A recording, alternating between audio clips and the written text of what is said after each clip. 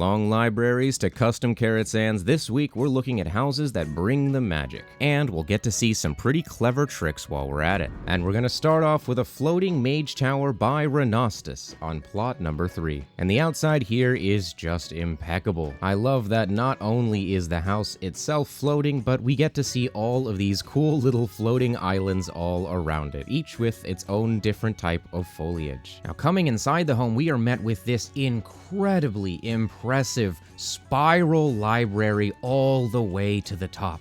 The books floating around the center, this stairway up that's made out of coffin lids all the way to the top. This is the perfect mage tower. In a way, reminds me of Yen Sid's tower from Kingdom Hearts. And as we come to the top, we can see a cozy bedroom fit for the studying mage. But if we turn around and head back down, we can see the secrets of the mage tower have been revealed. What was once a uniform library all the way up has now shown itself to be full of hidden compartments. Each compartment is completely unique. Some have foliage, some show off some fell or light energies, revealing perhaps a darker secret to this tower. We've got a shrine to Xal'atath and Eilaura, a bath, 2 drafting tables, one a little darker than the other, and even a secret exit. At the bottom, we've got a fireplace and a keg hidden away, as well as some of the mage's riches locked in a chest. Don't forget to subscribe, and if you would like to have your house showcased, there's a link to the Pank Showcase Discord down below. But what if you're a mage who's gone a little too far? A mage with something to hide. This is Umbricious on plot number 36. The mage tower at the top comes equipped with a magic turret and Kirin Tor banners, and we can see some of the dark energy seeping through the floor near the front of the house. To the right of the home, we're treated with a cozy hot tub, as well as one of my favorites, this little viewing area. The floating books, the tea, and the telescope pointed directly at the moon all give the feeling that this is not just for show, this is a viewing area that is actively used for research and for study. Behind the home, we've got a walkway up to a small little patio complete with a Gilnean rocking chair that allows you to watch the lighthouse in the distance. As we come inside, we can already see that the magic is barely contained. I'm loving this initial library room with this huge mana pipe running straight through the middle. The spiral staircase around it is amazing to see, but one really cool touch that I like about this home is that you'll notice the mana pipes are some of the only things that don't have cobwebs. The stairs, the bookshelves, the ceiling, many items are covered in cobwebs, but this giant mana pipe in the middle is pristine. You can tell there is some conflict between how the mage wants to present themselves and what the mage is actually up to. Behind the library, we've got a grand hall. I love that on all of the tables, just as much space is taken up by books and magical items as it is food, as though the mage or mages that worked here never stopped their studies even to eat. Imagine keeping everything clean while you've got books in one hand and lobster in the other. To the left, we've got a somewhat ominous shrine to Eilaura, and in the middle fireplace, we can see that it emanates a dark glow. Coming through these curtains into the more private area of the home, we can see that the facade drops. Things immediately get much darker, and the presence of cobwebs all over the place lets us know that this area is much less maintained than the others. On the left, we've got a fully furnished pantry. In the next room, we've got more energy pipes running throughout. One awesome feature of this bathroom here is the night window. I love the mesh in front of it, and that we've got this custom moon in the distance that not only looks like a moon, but is actually casting light. In the final room in the back, we've got a bedroom. There's some loot on the side, as though this mage has not just been up to studying. This cool twisty mirror here is a lovely addition. Kind of gives the same vibes as the magic mirror from Shrek. And it's behind this hidden bookshelf door where this home finally reveals its darker secrets. The Kirin Tor symbol in the middle of the cobwebs is really cool to see, and what was once the highlights of arcane energies has now been replaced by darkness and fell. We've got a pillar to the void and various forms of punishment devices all strewn about. The contrast between the hopeful telescope outside and the evil machinations of this room in the back gives the feeling of a mage whose thirst for knowledge has been replaced by a hunger for power.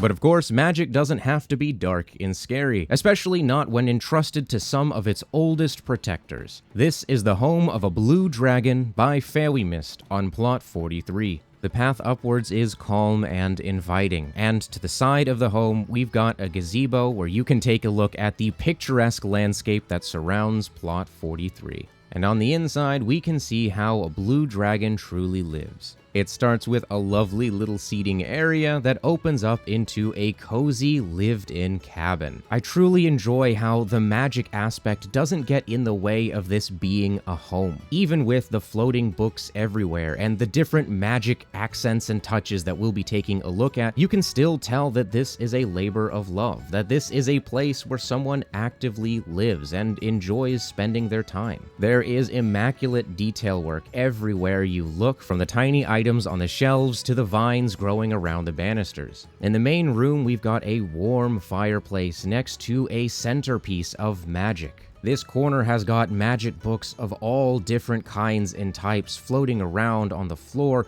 We've got dark magic, we've got holy magic, and in the center, we've got that mage item that comes up. This side room is bright and inviting. This is a library focused on making you feel comfortable as you read. Not only do we have this couch in the middle, but you can also see that the window itself is a perfect place to curl up and read a book. And behind the secret bookshelf door in the bedroom, we've got the blue dragon's personal garden. And this garden is very impressive. Not just the stones all over the floor, but the amount of time it must have taken to place all of the windows, all of the different pieces of foliage. And it's all tied together by a gorgeous seating area and 4 different fountains, 2 of which are light and dark respectively. From lunch at the Blue Dragons to dinner at Karatsan, this is Eilaura on Plot 21. Now, Eilaura's outside is quite clever because it uses forced perspective to give the feeling that that tower is much larger and farther away than it actually is. By building up all of these different rocks and having some larger items for us to see with some smaller items across the windows, it gives the impression that we are about to walk into something much larger. On the inside, we're met with the same rocks as before, as though we've come to the end of a long tunnel. The tunnel opens up into this pretty cool fell pool, and at first, the beginning here seems somewhat mundane. We've got a kitchen in the back here, complete with a fireplace flipped upside down so that it looks like a chimney going to the top. Pretty clever use of that item. And to the side, we've got a pantry with a couple spider webs showing that it's not exactly in use. If the fell pool at the entrance wasn't clue enough, this back room here shows us that there truly is something nefarious going on in this home. Up the stairs to the left, we get to see one of my favorite features. Eilaura has created this amazing spiral tunnel of bookcases that look straight out of Karatsan. And it leads to this grand hall where we can see bookshelves stacked all the way to the top, and some seating areas that are broken into different types. On the left, we've got more traditional seating, while on the right, we've got a series of desks, as though this was a place where students were actively learning, actively studying. Throughout the room, we've got various secrets hidden behind the bookshelves. To the right, we've got a stone tunnel that leads to this shrine to the power of the light. One clever trick here is how they've combined different glowing items to give the effect that they want. You can see that we have that gold beam of light in the middle from the Paladin Order tome, but in addition to that, they've also taken one of the Moonwell items, sized it up, and placed it into the floor so that the entire cave area here has its own blue glow. And coming through the main hall, through the secret bookshelf door on the left, we've got a stone tunnel that leads to more of this druidic night elf area, complete with a running water fountain and its own study area at the top. What a great blend of different magic themes all pulled together with that amazing Karatsan hallway. From the caves of Karatsan to the crystals of the Draenei, this is Mizzkhaleesi on Plot 0. And here we can see a cool twist on the floating houses. This isn't floating of its own accord, but rather being held up by these mystical tree trunks down below. The crystals emanating from them, as well as the different skulls coming out, give the feeling that these are not new growths, but rather something more ancient. The front of the home features a small fountain enclosed by a greenhouse, as well as a gazebo with the Gilnean rocking chair to enjoy the view. And on the inside, wow, this is probably the most clever and extensive use of the glowing crystal item that we have ever seen. I love the crystals coming out of the giant skull, and the custom geode on the side here is a nice touch. To the right, we can see a mine where these crystals are presumably dug up, and to the left, we've got a magnificent home itself. Straight away, I'm loving the accents on the walls here. This custom artwork in the back, combining different trees and skulls. This house gets a lot of clever use out of that bone skull item, where we can see it looks as though the crystal itself grew through the fossil. The kitchen to the left here is gorgeous, complete with a custom-made stove incorporating a couple of different items together, as well as this cozy seating area to the side. Now, one particularly grand highlight of this home is the custom accent pieces on the sides of the walls. This skull in a jar with crystals and flowers growing out of it. We've got a 3D art piece of a fossil coming through some tree trunks. We've got an Ardenwald seed stowed away, as well as these flowers encapsulated in a magic prison that kind of gives Beauty and the Beast vibes. In particular, we've got this 3D terrarium on the side here that not only gives a feeling of depth, but also shows a whole landscape, as though this entire piece was plucked out of the mine itself. In fact, as we enter the bedroom, the crystals preserving the area around them is a common theme. I love the flowers and vines wrapping around the banisters on either side of the bed. The giant fireplace warms the room, and the main bath has its own outside window. Absolutely stellar work from Mizzkhaleesi, not just in their beautiful detail and diorama work, but also in reminding us that magic takes many forms in Azeroth. And now for a fun twist on the magic library, we've got Rishira on plot number 10. And right away, I'm loving the exterior of this home. At first glance, you've probably noticed the floating trees and other items all around, but if you look closely, you'll actually see that they're all coming out of books, as though the books themselves are what are creating all of these different pieces. The front of the house features this cool arcane turret coming out that's actually sucking in books from the surrounding area. We can see the books swirling into it, and as we'll see inside, that's actually a core feature of the home. The top of the home features two seating areas, one upside down, the other downside up, and around the sides we can see various unique book-themed features. Inside the home, we can see that this mage is obsessed with books, with collecting knowledge. In the middle, we can see a dark shrine to various types of books, and on either side, we can see that the pipes are actually flowing with different kinds of books, all of them sucked in from that turret out on the front.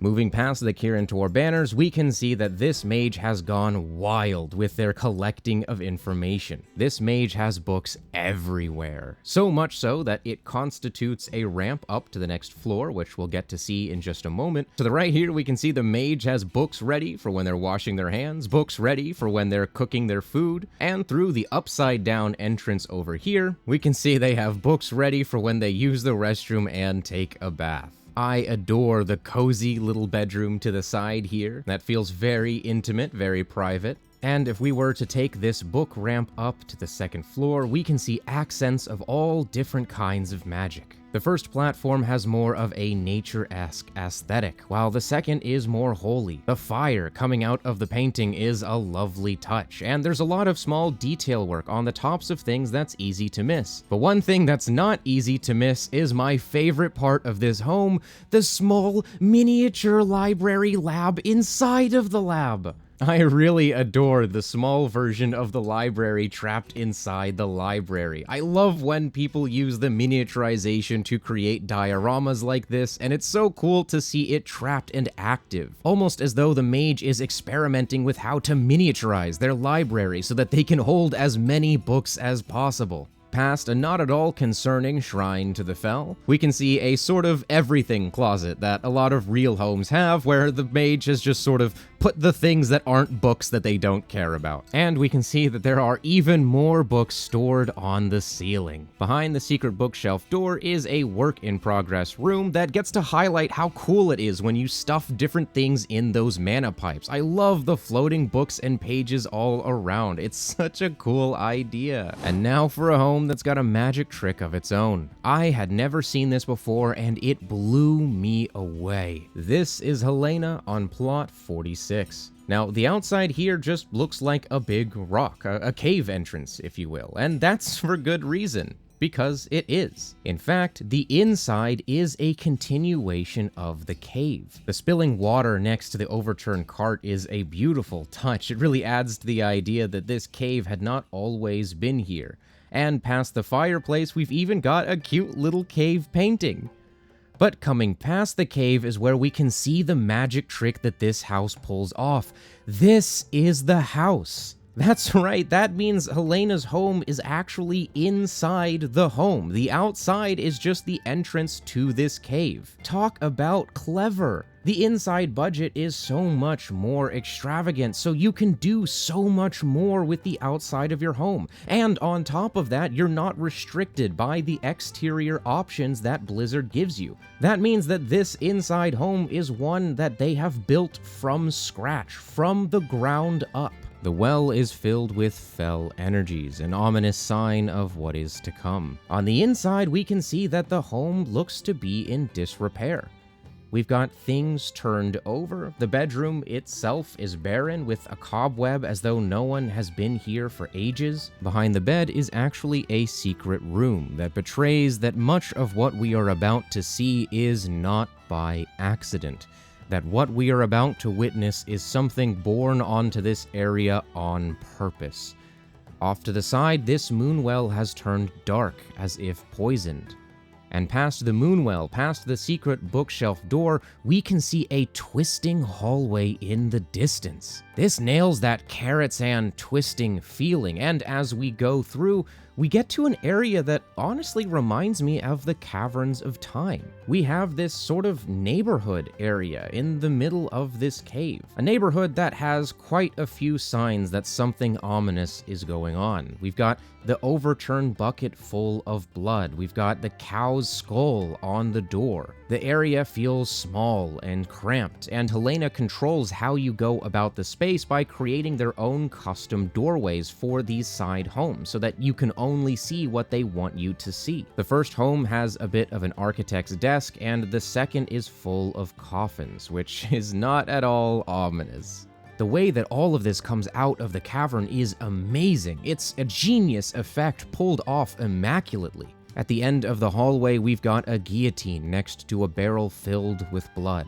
And as we follow up the path of the rocks, we get to see some plushies on the floor, as though this once was a place where families were started, but maybe not so much anymore. The leaking water is a nice touch. Not only does it help break up the pathway, but it adds to the feeling that all of this is in disrepair. And as we come to the very top, we can see a door on its side that leads to one of the most incredible rooms in the home. Looking up, we've got this great ball of darkness, but then when we look down, look at that. The swirling books and all of the floating items, almost like Alice in Wonderland. It's an incredible effect. It looks so good from this perspective, and it recontextualizes a lot of the rest of the space. Halaena has outdone themselves here. This isn't just a magic-themed home, but the home itself is a magic trick of its own. But of course, magic isn't just for the mages, nor should it be. This is Cloudy's magic refinery, mine, and engineering marvel on plot number 24. I love that we get to showcase yet again how grand and massive the Horde houses can be. We've got laser turrets at the top, a giant mechanical arm, Tesla coils, spider tanks at the front. One highlight on the left of the home is past this gnomish machine, we get to see these cool animated gearboxes on the table here that I actually hadn't seen before. And on the right of the home, we have places to kick back and relax while your machinery goes to work, including a bathtub you can sit in to enjoy some cheese and grapes. But on the inside, this is a techno-magical marvel. The pipes go everywhere, all throughout the home, all up and down, and it is so cool to see. To the right, past this flaming pile of garbage, we've got the active mine going on. We can see fossils in the walls, and earthen being dug up, and even some gold ore on the side. Coming back through the mine, we've got a knick-knack cabinet on the side here, complete with a little plushie in a winter cage. The main room has two different tinker areas where different stuff is being built. The one on the right has more of an alchemist type feel, while the one on the left is a little more technological. In fact, we can even see some of the pipes being worked on. In between, we've got a Naru stored in one of these pipes, as well as a Tesla coil at work within this warp pad. Now, one incredible feature of this first room is if we follow this arrow's direction and move up, we can actually see this sprawling canopy of catwalks and mana pipes all the way up. We've got little robots and drills at various points all the way up that all look as though they're currently doing something. They're currently hard at work. We even get to see different types of drills. One comes from Pandaren Engineering and the other from War Within Engineering. And my absolute favorite bit of this first room is all the way at the tippy top, we can see a little red plushie with his toolbox hard at work. Moving from the main room to the next, we can see a lot more of the hidden treasures and artifacts that they found mining through the area. This giant laser drill with the fire effect, making it look as though it is actively mining, is a super cool touch. And past the curtains, we have a custom-made T-bone steak, as well as a carpet on a bookshelf to make the bed. Next to the bed, we've got this really interesting, storage area where we can see a whole bunch of different artifacts all in locked magic cages, as though all of these artifacts are currently being experimented upon or harnessed for their magic energies. Directly next to it, we've got this twisted dark heart in its own cage, looking as though it is ready to burst out. I'm a huge fan of the mechanical arm sorting through the junk pile to the side here, and actually the junk piles do have a couple of Easter eggs. This one has what looks to be a dead Arakoa in the coffin. If we come past the magical warp gate here, past the spider tank currently undergoing maintenance, we come into this grand, opulent room where you can imagine this is the machine. Everything here is working to power whatever this thing is. And we'll get a good look of it as we go up to the top, but first, we have to appreciate not only is there another cute knick-knack area under the stairs, but actually in the junk pile is the Dark Heart. And if you don't know, this is extremely hard and annoying to get, so it is very funny to see such a rare, valuable decor item just in a junk pile. Coming up the catwalks, which by the way are made by dyeing the horde trellises. It's a complete transformation of the item, looks absolutely amazing. We can get a better view of this glorious machine, and look at that thing. I have no idea what it does, but you can bet that anything that looks that big and complicated, all of these doodads all over the place, whatever this machine is up to, it is both extremely impressive and extremely dangerous. Cloudy here has shown us an engineering home that's so good, so immaculate, it feels like magic.